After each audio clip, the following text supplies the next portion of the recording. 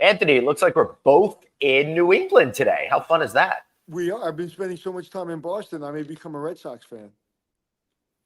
I don't know about that. I'm Anthony. Welcome to No Vacancy Live. That's my friend Glenn. You're watching the #1 show in hospitality.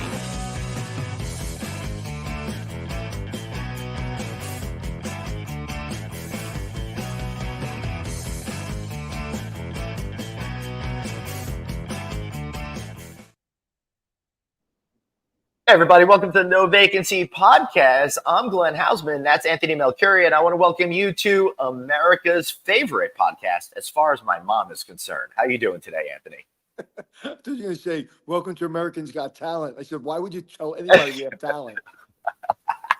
No, that would be terrible. Then they'd have expectations. We don't need any of that. That's right. We're probably a half hour from each other here in New England. Today, yeah, probably. I'm at the intersection of I-95 and 395. If anybody wants to come and say hello to me, I'm at the intersection of everywhere and nowhere. I love it. All right, so Anthony, we love talking about experiences, right? And locally inspired experience as well. And this is one of those things that I see as following through on our mission to make sure that humanity stays in hospitality. And I thought it'd be a lot of fun today to talk to our friend over at Pivot Hotels, which is Davidson Hospitality Group's lifestyle and luxury division, and their EVP, Rick Colangelo, which looks like you know this guy from back in the day, yeah? Yeah, we're telling a story in the green room. We'll finish it on air. All right, let's do that right now. Rick Colangelo, welcome. How you doing, man? I'm doing great, guys. Great. Thanks for having me. You know, right, Anthony, so, I'm looking. You're right by my place in Boston. I think you're in Somerville there, if I'm seeing Mass General behind you. I'm at Assembly. When you say your place, you mean your house? Assembly Square. I have a condo right like 0.4 miles from where you're sitting right now. Well, if you would like to, I'm sitting at the Row Hotel. You know the Row? I know the Row Hotel. Yes, I do. Yeah. So I'm sitting at the Row Hotel. So if you're looking to sublet your condo, let me know. Okay. Unfortunately, I live there, so I can't sublet. No, I actually live in Miami most of the time, but I do still have residence in that area of the country. So we got to break because I'm up here a couple days a week. Oh, great! I'll have to come by and see you. Absolutely. Yeah. I'm everywhere in New England. So yeah, hey, I wanted to. Hey, sorry to interrupt. I'm having a little internet problem, so if I get a little sketchy, just carry the conversation. You stay sketchy and me. So okay. Guys. So Rick, you've probably been in business as long as me. I've been in business 38 years, right? I think I might have you for 2 years there. I was hoping you would might have you. I want to feel that. So as after you have a 40-year career, we know everybody, right? We all know each other, and so you and I. It's going back, is it 25 years ago? It had to be at least 20 years ago, Anthony. It had to be at least 20 years ago. No, I think it was like 25. So you interviewed me. You were at, where were you at the time? I was actually in Boston at the Hotel Malo, which is close to where you are right now. I was the regional vice president of operations for Kimpton in the Northeast and the Southeast. And we were looking for someone for our 4 New York City hotels that we had at the time. Right. So I interviewed with you and I interviewed with Mike. Mike DeFrino, yeah. Right. And you passed me, and then you asked me to go out and speak to the CEO at the time, Nikki, right? Nikki Leondakis, yes. Right. So I go to San Francisco. I meet with her. It was a great meeting. I was either you or Mike. I called and I was offered the job. And I said, I'm not sure. I'm thinking of this other job.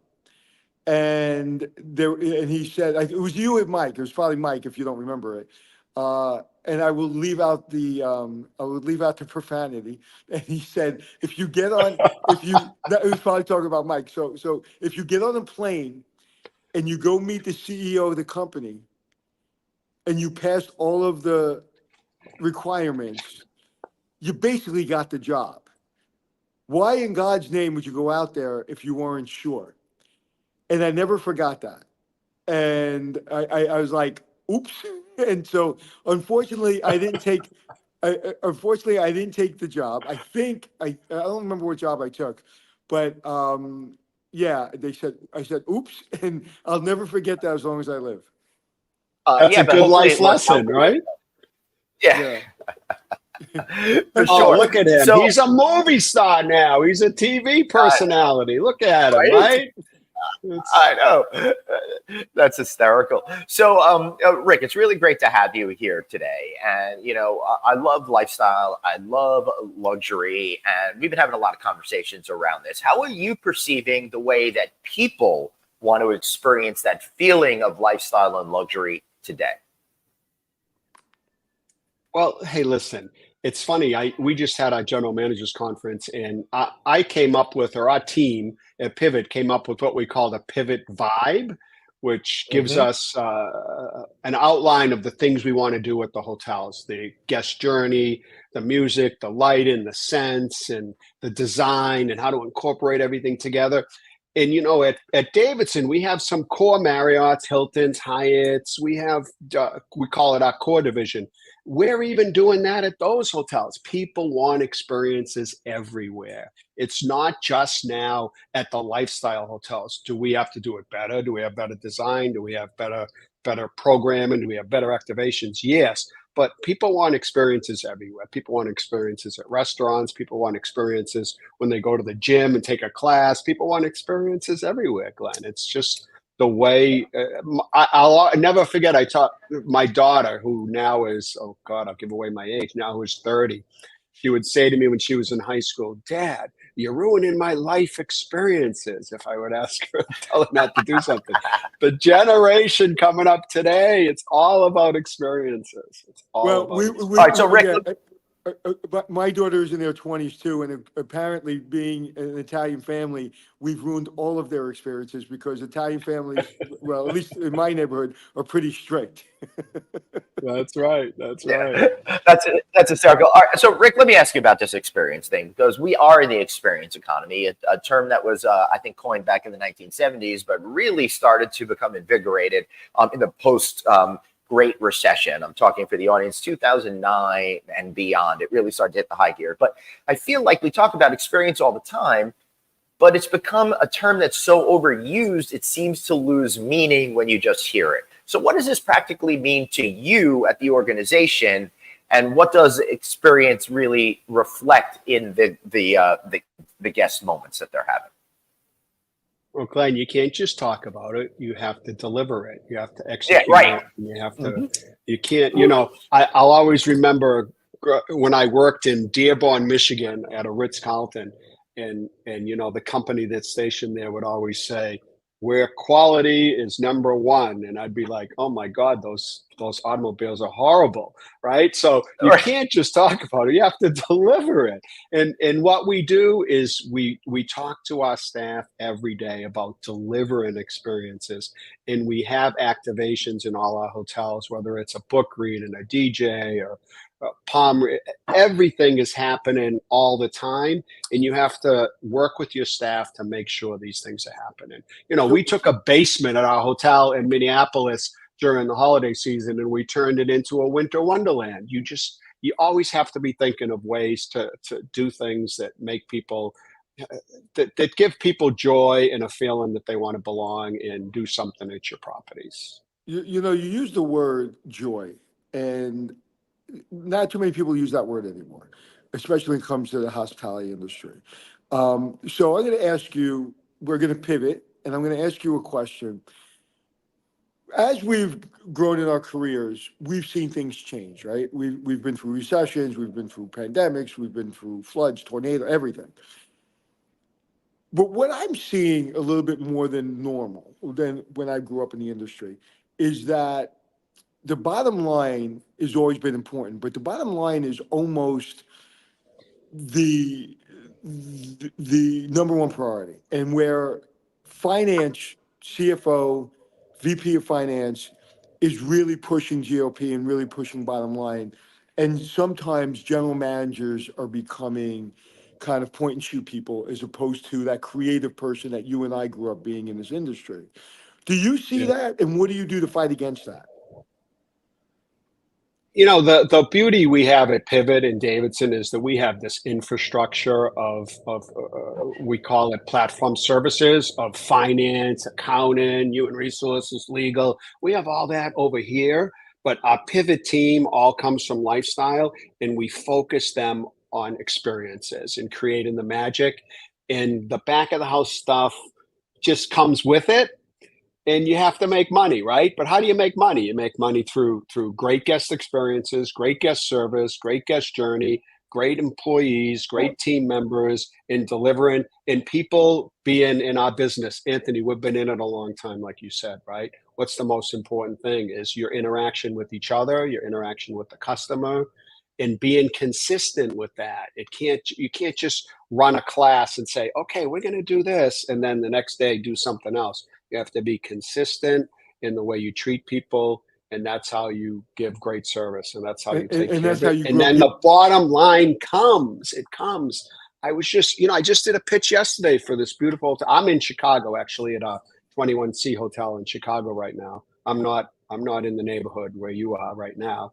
And we just did a pitch, and you know what? Yeah, you have to create trial. You have to get people into your hotel, and then the experiences come, and you have to execute it and deliver it, and then people come back. So it's all about consistency. Yeah, and I'd love to hear that you just said that, because a lot of companies today are so bottom line driven that they take the joy and the fun out of what we do. And as we always say, the money comes when the teams are having fun, the guests are having fun.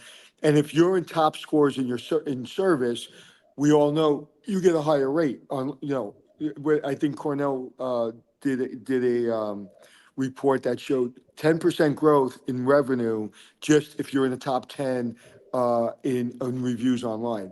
So, it's critical. And I just, the companies I've worked with, the company I'm working with now, they understand that.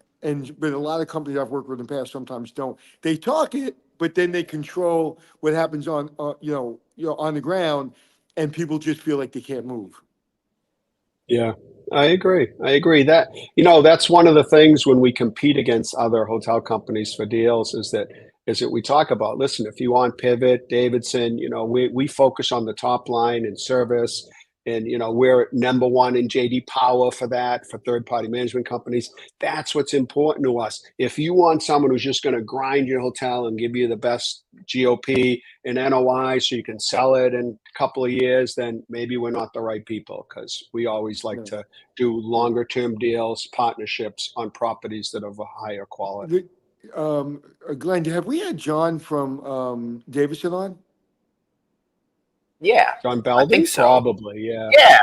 Yeah, I think so, but not recently though, and I'd love to have him back on. That's why I'm saying great people. Great people.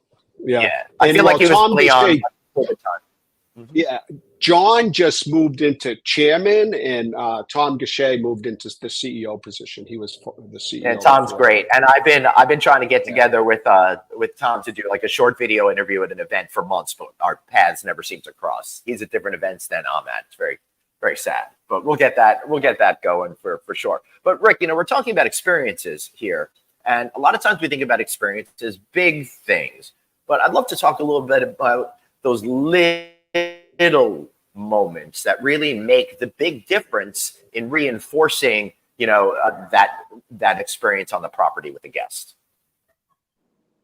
Yeah, that's true. It's important.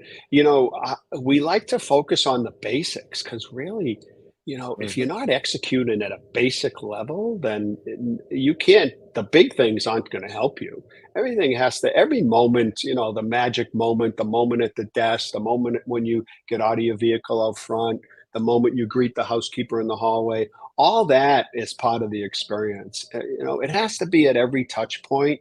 And hey, listen, nobody's perfect. We're certainly not perfect. And you have to, like I said earlier, it's about consistency, right? It can't just be one day. If you want to work with me, Rick Colangelo, like I say hi to everybody, my wife doesn't like it that much because I say hi to everybody, but you got to be friendly to everyone. Yeah. That's why we're in this business. And you have to hire. Listen, I was with Ritz-Carlton when we had 5 hotels, right? And it's inbred in me.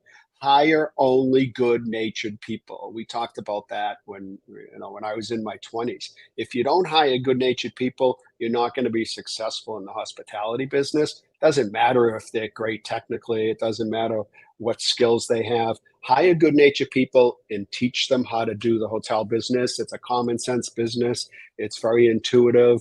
People can pick things up. Everybody can do the job. But if you're not a good-natured person, you shouldn't be in our business. No, because if you're a good-natured person, good-natured people go through challenges in life like everybody else. But good-natured people means they're still good-natured, meaning they still somehow got over that hurdle, that problem, that challenge, personally and professionally, and they still kept a positive attitude, and they still understand that at the end of the day, we're all lucky to be here. So I can't agree with you more in Yeah. going through when we hire people or even when I want, if I'm involved in a company and I'm consulting, like if I don't like the first conversation we had, I'm probably not going to like the second. Yeah, yeah, yeah. And hey, listen, we've been around long enough. We know not every company has good-natured people. And also people who are not good natured, they're like, well, why did my career short circuit? And I'll tell you, the answer is you and I have been in the industry a long time, and you and I've had our careers, our paths have collided. If I didn't do a good job, and if I didn't have a positive attitude, when people ask, hey, you know that guy Anthony Malcuri? You probably wouldn't say he's a great guy or he's a nice guy or he's whatever. Maybe you wouldn't say anything, which is even worse. Yeah, Oh, that is yeah. one. Taking care of people. That's what we're here for. Taking care of people. They'll always remember you if you take care of people. If you find out it's their birthday, if you find out it's an anniversary, if you find out it's a special occasion, do something for them. And that's what we tell our team members all the time. Send them something. It can just be a handwritten note. You don't have to spend money. You don't have to do something that's gonna, that you don't have the resources to do. Just do something nice and special for them, and it'll be a memorable experience. Yeah, for sure. I want to go back to your Ritz-Carlton days for a minute. On July 18th, we had on Elizabeth Mullins, and I have a feeling you worked with her back in the day. Do you know that name? I do know that name. I don't think we ever worked in the same hotel together, but I definitely know Elizabeth Mullins' name. Yeah, but she was there when it was also like 5 or so hotels. Yeah, she's now doing a major luxury hotel in New York City. Yeah. I like to, it's funny that I'm on the advisory board for Marriott's autograph and tribute collection. And, I'm very impressed by what they do, and they do some really great stuff. But sometimes when when the Marriott people talk about Ritz-Carlton, I say, we created luxury. You guys just bought it. Oops. Yeah. Yeah, you know what? From now on, I'm not going to give my opinion. I'm just going to say that. Yeah, it took a lot of work to do that. Yeah, I'm in an autograph collection right now. It's the Row Hotel that which is right down the Row is a beautiful hotel. It's a great hotel. I like that hotel. I walk by it probably 3 times a week. Yeah, well, if you're here on a Monday or Tuesday, make sure you call me. I'm going to come down. I'll walk down there and say hello. Absolutely. I mean, the restaurant just closed, though. They had a nice little restaurant called Frank. We're reopening it. Oh, good. Good. Yeah, they're reopening it in a month or 2, I believe. So. Oh, good. I like the restaurant. Rick, I ate there a couple times. Yeah. Okay. Speaking about, it's perfect. That was really good transition because I want to ask you an F&B question. I just came from a hotel a couple of days ago that was really incredibly focused on local foods and sourcing local foods. How do you think about locally inspired food and beverage programs at your hotel? And how do you think about maybe local purveyors and stuff like that to keep it as authentically local as possible? Oh, it's essential, Glenn, and especially in lifestyle hotels. We have an amazing Davidson restaurant group at Davidson that helps us and supports us when we're doing our restaurants. from concept to design to sourcing to menu creation. They do everything with us. And listen, this is a restaurant group that has James Beard award-winning chefs in it, and people that were restaurateurs, had their own restaurants, worked for some great chefs themselves. So it's a great group. So we work with them exclusively on creating our restaurant concepts. And listen, when you're in a hotel that, a big city like where Anthony's from, New York City, sometimes you don't run your own restaurant because you want to compete against the great restaurateurs in a high-end city, and you search out some of the best restaurateurs there are. So we do that also in the lifestyle world. I worked for Thompson and Joie de Vie and Kimpton, and we did that a lot, especially at the Thompson Group when we were in some major cities. And even Kimpton, I thought was always when you're in a secondary market, you can create a great restaurant that can compete and do well. But when you're in a primary market, sometimes it's tough to compete with big time restaurateurs. But you have to have a great restaurant in a lifestyle hotel because that's your reputation. That creates a lot of the vibe. That's why people come there. It makes it a destination for the customer. So it's important whether you're doing it yourself or whether you're outsourcing it. But everyone's local now. Everyone's farm to table, right? How long has that been around? That's everyone. It's an overused term, actually.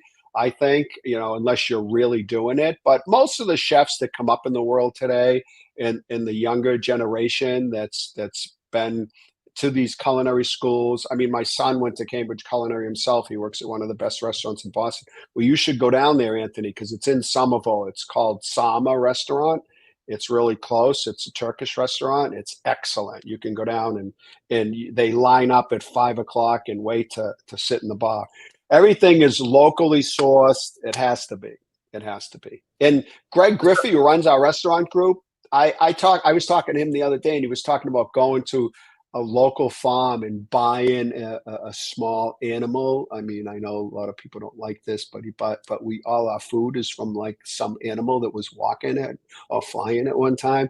He buys his own small animals and he cuts them up himself and he eats it because he doesn't want to just have things that come from, it's sad, but I think the food system in the U.S. is not that great. I just got back from the Balkans myself, and you talk about local food. I mean, all that food, everyone's growing it and eating it right there. They don't have this big food distribution system we have in the United States where you never know where your food's coming from.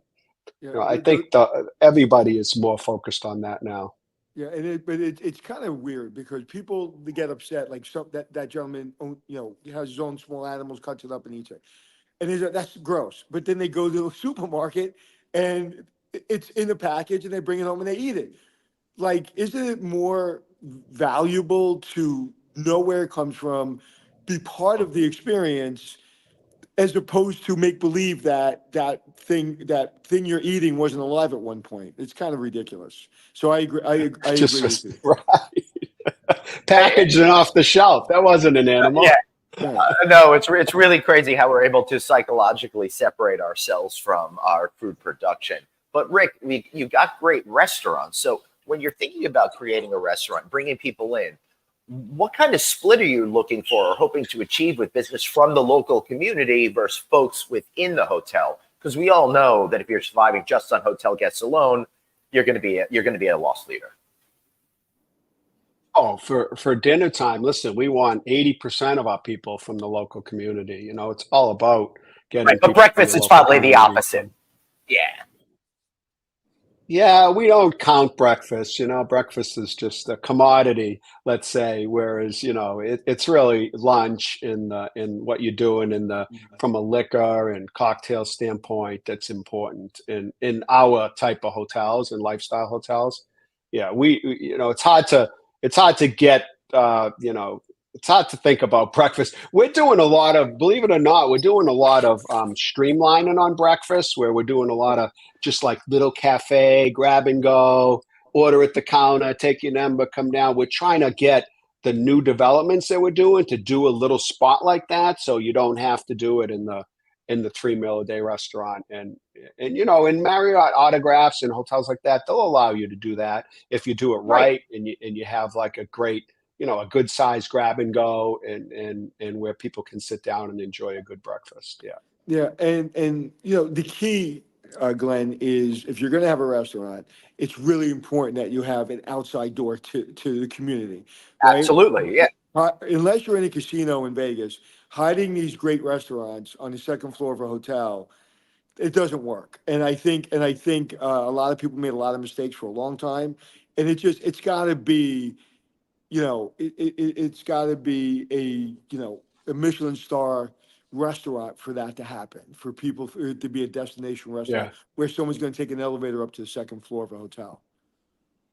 Yeah. So, Rick, how are you all thinking about? We all know beverage is so important right now, and a lot of people aren't drinking as much or trying to mix it up a little bit. And I've seen mocktails really rise on the scene in the last number of years. How are you thinking that through? And is it a meaningful part of the beverage side of the business yet? I don't know if I would call it. I guess it's meaningful because people want it, right? So you're doing it and creating some good things. I don't think it's a big percentage of the beverage sales yet. I think it's meaningful to have because people are looking for it, and you have to have a great mixology program. Certainly at a lifestyle hotel where they're doing some great things with the cocktails.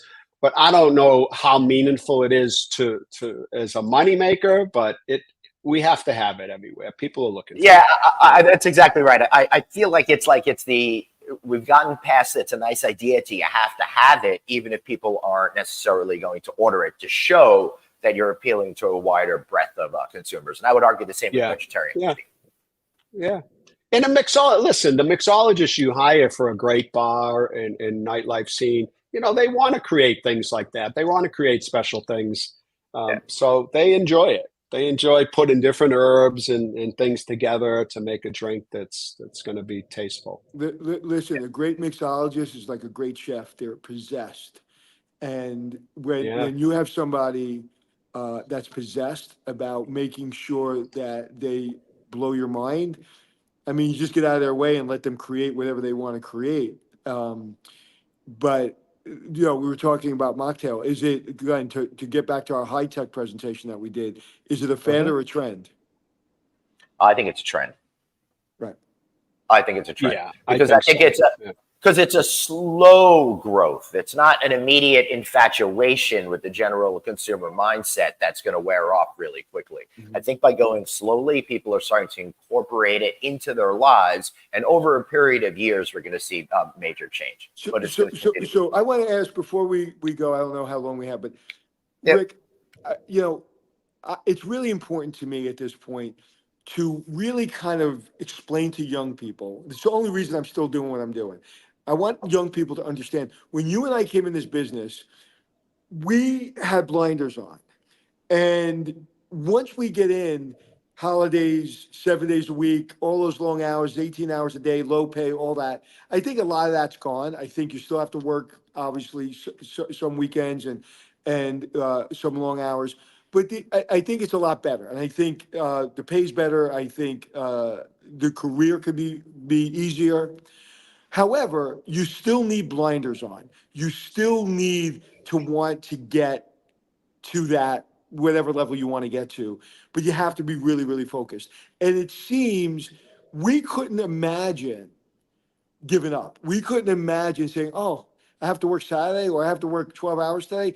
To me, it was like, really, I'm allowed to work? So that means they like me and they keep working.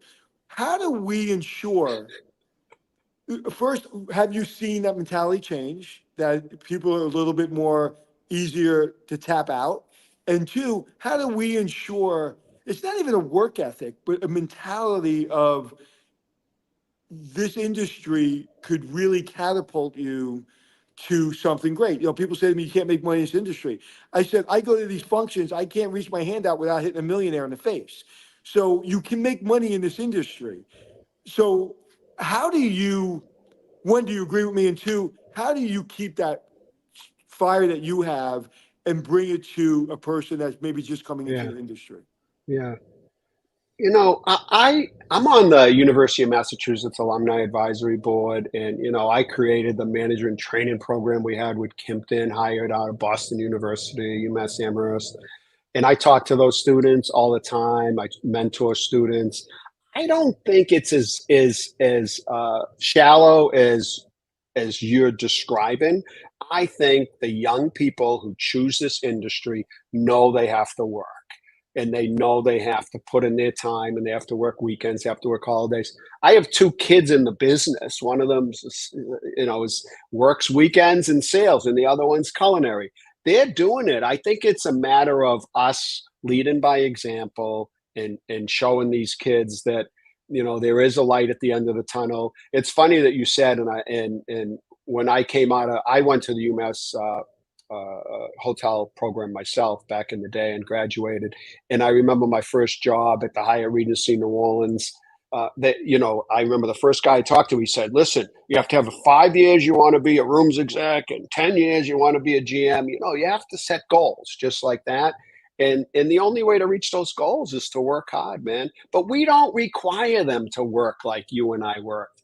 That job, I remember they put up a monthly schedule. I had 1 day off a week, 4 days off a month. You don't do that anymore. It's just not the way the culture is anymore. So they're getting their 2 days off. But like my son who works in that restaurant, Sama, he works 12, 14-hour days. That's the way it is. If your passion is culinary and you're going to work in a kitchen, you got to work, and you know that. I mean, you got to work. And my daughter, she works at Faena in Miami Beach as a sales manager. Their group rate is $1,800. You think she's not in there on a Saturday when her group's in there? She's in there. And she enjoys it. She enjoys the Chanel show and all the stuff that's happening around her in the hotel, because maybe she was brought up that way and she wants to be around all that stuff. But I think it's overrated that people don't want to work as hard anymore. I think people and I'm glad you said that, because I don't think it's shallow. What I think is shallow is people from our generation, like kids today. I'm like, come on, we were those kids today. Every generation is different. I find they do want to work, but they need direction, and they need support, and they need the why, right? They need the why, because it's so easy to go do something else. Back in the day, it was hard to find a job back in the day. You have to have a headhunter. The New York Times would have to come out, and you have to make sure that in the classified sections, it's the job you want. So it's much easier to lose someone like that to another industry, because, to your point, we need to cultivate. We need to cultivate that. I had a boss, and I won't name him because you know who he is if I say his name. And I remember him saying there was somebody called out sick, and he found out about it. And he said, listen, you can't call out sick, and I need 2 weeks notice if they die. So that was the mentality. Like, I want 2 weeks notice if they die. So that's changed, but it's up to us to, like, you still have the fire in your belly. People ask me all the time, what are you still doing? And I'm like, I was telling Glenn in the green room, I got a tear in my eye yesterday, because there was a young lady that's worked from the ground up and just got promoted to basically a VP position. And in 6 years, she basically probably 5 times her salary. And like, I literally got emotional about it, and it's like, that's the stuff that and you can, like you said, you can work anywhere. You can be around anybody. My friend just opened up a restaurant in the Hamptons. Okay, it's called Arthur's and Sons. He has one in New York. J-Lo just had her 55th birthday at his restaurant. So he's standing next to her, hugging and kissing. And my kid said to me, is that Joe? They basically call him Uncle Joe. Is that Joe? I was like, yeah. They go, we want to go to that restaurant. So there's such an excitement. He opens up a red sauce Italian restaurant in the Hamptons, and it's the hit of the summer, and J-Lo decides to have her 55th birthday there. Like, I still get excited to see him do that. Like, I called him up the other day, and again, with tears in my eyes, go, dude. So I just want people to stay in the business long enough that we can inspire them that there's no better business in the world than this business. Yeah. And people need mentors like you or myself. And, that's why we do that mentorship program. I mean, I know the company you work for, they're very involved with the UMass program too. They hire out of there. So I know that it's important. Hey, was J Lo Yeah. with her husband, or that Boston guy? Or Why are you starting trouble? just curious. Hey, I to think follow up on, I think they got. go I on. think they're getting divorced. But anyway, Oh, again? Well, Weren't that's they divorced well, once? you yeah, obviously don't read the headlines, do you, buddy? No, I Rick. don't know. I don't pay attention to that stuff, actually. You got to But pay more attention to the gossip. I try to avoid all that, but it reaches into my head. but But Anthony, I want to read this comment from Rolando Sangley. He was honored to be at the Bellagio for opening in Vegas. From head to toe, you have to be pristine, including your suit. I got to see how Mr. Wynn worked. It was hard work, long hours, but had great management. Working for good management is key. I wanted to put that out there because I think it really underscores what both of you gentlemen. I'll give you another example, and I'll shut up for a second. But there was a young man that I'm mentoring that Glenn, and he works at a 5-star hotel in New Yes, York I City. know. And he works at a 5-star hotel in New York City. He's only 22 years old. He works at the front desk. And when he was at the Forbes event, I asked Amanda can he be my guest at the Forbes event? So he made connections, got himself a job at the 5-star hotel. And that night, he was wearing a tie at the Forbes event, and it was a little crooked. And I brought him in the back, and we spent probably 20 minutes getting the tie perfect. Absolutely perfect. And then I gave him another 20-minute speech about why the tie's got to be perfect. And so there's a new managing He's have fun to director, party with. and there's a new managing director at his hotel. And the managing director grabbed him and said, "You wear a tie perfectly. You know what this business is about. I want you to show everybody at the front desk how to wear a tie." So he calls me up yesterday when I was on my way out here, or Monday when I was way out here, and he told me that story. I was like, that's this business. The business is everything matters all the time. And how you present yourself matters. And if you want to be mediocre, fine. But if you want to be, you want everything matters, the sky's the limit. Okay, would you agree with this, Rick, that you can get to the top quicker today than you could 25 years ago? I don't know. I've never thought about that, actually. I don't know, Anthony. I think you still have to work a lot and work hard and be good at what you do and be able to relate to people and perform and execute. It's funny you said that mediocrity thing. That's one of the things that when I'm opening a hotel or orientation, I talk to the employees about. Good. People who are mediocre don't want to be around high performers, and people that are high performers don't want to be around people that are mediocre. So let's all be high performers so that we can all flourish together. Yeah, That's, it's absolutely. important. It's important. And when we worked for Ritz, when we started Ritz, someone asked me last night, what was that like working for Ritz when they had 5 hotels? I said, everything had to be perfect. We had someone that came in and took 5 chairs and 1 couch a day and reupholster it. We had, it's just everything. There couldn't be a scratch on anything. You got to always look for things to be perfect when you're in a luxury hotel. Absolutely. Yeah, for sure. All right. One last question for you, Rick. So, do you get a lot of people doing the Ross Geller thing and going pivot, pivot, pivot every time they mention your name, or are you free from that burden? I don't hear that much at all, actually, Glenn. But I do in conversations where people say, "Oh, we're going to pivot." They'll say, "Oh, yeah, pivot." Things like that, because the word does get used a lot. Yeah, I love it. Rick, you've been absolutely amazing. I really appreciate you being here. I had such a great time getting into your spirit of hospitality today. Thank you so much. Anthony, anything you want to say to him before we wrap up? No, man, it was great seeing you, and I'm sure we're going to run into each other somewhere in Assembly Row. I'm coming down to the row. I'm telling you, I live we'll right play up the volleyball. street. Right across the street, there's the sand volleyball courts. We can play I volleyball. know. I saw it the other night. It was quiet. I was wondering why there was no one out there. They must shut it down early. I think it was like 8 or 9 o'clock. Unfortunately, they're going to do a development project across the street, so that's going to go away. But it really brings a lot to the community. Oh yeah, pickleball too. There's pickleball there for the young people are playing pickleball now too, right across the street from you. You try any Union Square donuts right around the corner. You gotta Okay, get a donut. so today is the last day of the general manager's, and he's an amazing guy, just one of my favorite people. And I'm thinking about at the end of the day going and getting a dozen of those donuts. I was going to get one this morning, but it's like my day would be shot. Glenn, these are these great donuts. Actually, Union Square is another location in Somerville where he is, by one of the close suburbs of Boston. And the Union Square Donuts opened a little outpost there in Assembly Row where he is. They're these huge cake donuts that they always win like best donuts in the area. So Yeah, if you, I you know, just he could noticed send after you the, one. after the concert, I would. Yeah, I that just- would be lovely. I'd love that. But I would let. Yeah, Anthony. No, I was just going to say, I just noticed the donut shop the other day. I didn't even know it existed. And around the other Yeah. corner, you know, Mike's Well, lucky Pastry, you. where they stand in line in the north end to get, there's a little outpost right there. You can go get a cannoli and walk right in. I didn't Mike's know that. Pastry in Assembly know Row. that. Yeah.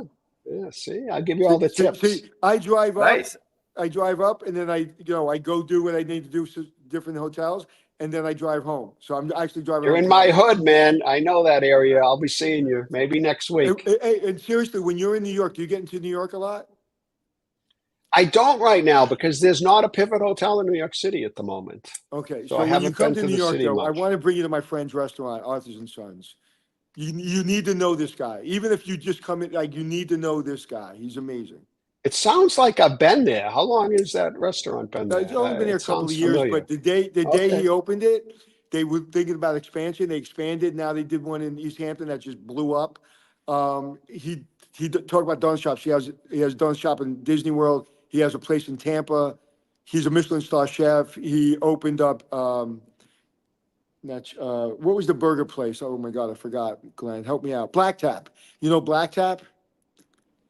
He was the Glad I creator could of help. Black Tap. Yeah. So he's the guy you should definitely know. Okay. I'll do it. Yep. All right. Let's wrap this up, and I'll wrap it up by saying, and I had some Krispy Kreme donuts last night at about midnight, so that was a big mistake, but delicious. Rick, thank you so much for being here. I really appreciate it. And I want to thank all of you out there for being here. Remember, follow us on wherever you get your audio podcast. Just download the No Vacancy Show. And if you want to watch us, find us on Facebook, LinkedIn, YouTube. And of course, all shows are housed at novacancynews.com. Thanks for being here. And remember, you've got one light, so blaze on. And Be kind to yourself. all right, see you all later. Bye.